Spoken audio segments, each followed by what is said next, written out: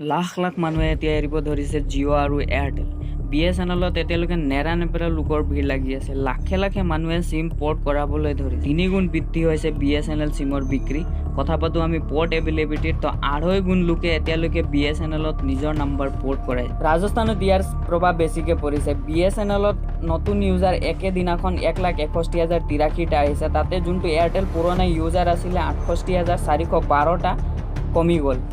জিঅ'ৰ 6,01,508টা ইউজাৰে জিঅ' এৰি দিলে। মুঠতে 3 দিনত গোটেই ভাৰতবৰ্ষৰ 70 লাখ চিম BSNLলৈ পৰ্ট হৈছে। আৰু ইয়াৰ কাৰণ হৈছে জিঅ', এয়াৰটেল আৰু ভিআইৰ যোনখিনি ৰিচাৰ্জ প্লান আছে একেবাৰে হাই কৰি দিয়াৰ কাৰণে এতিয়ালৈকে মানুহে BSNLত বেছিকৈ চিম পৰ্ট কৰাবলৈ ধৰিছে। এইখিনিতে আপোনালোকে চাব যে BSNL যোনটো মেইন মটিভ হয় টেলিকমিউনিকেশ্যন ছাৰ্ভিচক বেছি মানুহক সুবিধা দিয়া।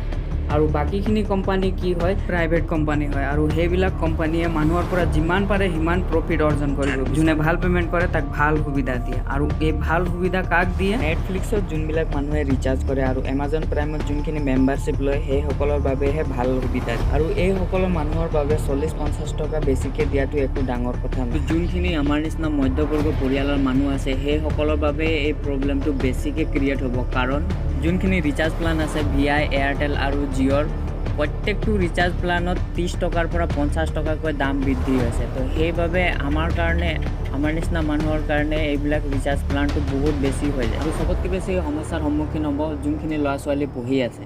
কাৰণ আজিৰ যুগটোত যোনখিনি এডুকেশ্যন ছিষ্টেম আছে গোটেইখিনি ছিষ্টেম অনলাইন এডুকেশ্যন হয়। সেইবাবে এডুকেশ্যন যোনখিনি শিক্ষাৰ্থী পঢ়ি আছে তেওঁলোকৰ বাবে বহুত ডাঙৰ এটা সমস্যাৰ সন্মুখীন। কাৰণ কাৰোবাক টিউশ্যনৰ কাৰণে ইণ্টাৰনেট লাগে, কোনোবাই এক্সামৰ কাৰণে লাগে, IIT, NEETS, UPSC এইবিলাক ইমান ভিডিঅ' টিউটৰিয়েল আছে, গোটেইখিনিৰ কাৰণে ইণ্টাৰনেটৰ প্ৰয়োজন। এটা সময় আছিলে যেতিয়া মানুহে ভাবিছিলে যে ইণ্টাৰনেটৰ পৰা মানুহে কি পঢ়িব পাৰে, কিন্তু এতিয়া সম্পূৰ্ণ অৰ্থতে বেলেগ। আজিকালি কিবা শিকিম বুলি ক'লে আপোনালোকে ইণ্টাৰনেটৰ পৰা বহুত কিবা কিবি শিকিব পাৰি। সেইকাৰণে আজিৰ যুগটোৱে হৈছে ইণ্টাৰনেটৰ যুগ। আগতে কৈছিলে ৰুটি কাপৰা আৰু মকান, এতিয়া হয় ৰুটি কাপৰা মকান অৰ ইণ্টাৰনেট। আজিৰ যুগত ইণ্টাৰনেটো এটা মৌলিক প্ৰয়োজন হৈ গৈছে মানুহ। আৰু ইণ্টাৰনেটত যোনটো ইউজাৰ বেছ আছে 18 বছৰ পৰা 30 বছৰ বয়সলৈকে, এই ইউজাৰবিলাকক হাই স্পীড ইণ্টাৰনেট লাগে, হাই স্পীড ডাটা লাগে, আৰু সেইটোও কম দামত। তাতে এয়াৰটেল, জিঅ' আৰু ভিআইৰ যোনখিনি ৰিচাৰ্জ প্লান আছিলে একেবাৰে হাই হৈ গ'ল। তো তাতে মানুহখিনি ক'ত ইমান পইচা খৰচ কৰিব। কথা পাতো আমি BSNLৰ যোনখিনি ৰিচাৰ্জ প্লান আছে সেইখিনি একেবাৰে সস্তীয়া হয় জিঅ', ভিআই আৰু এয়াৰটেলৰ তুলনাত।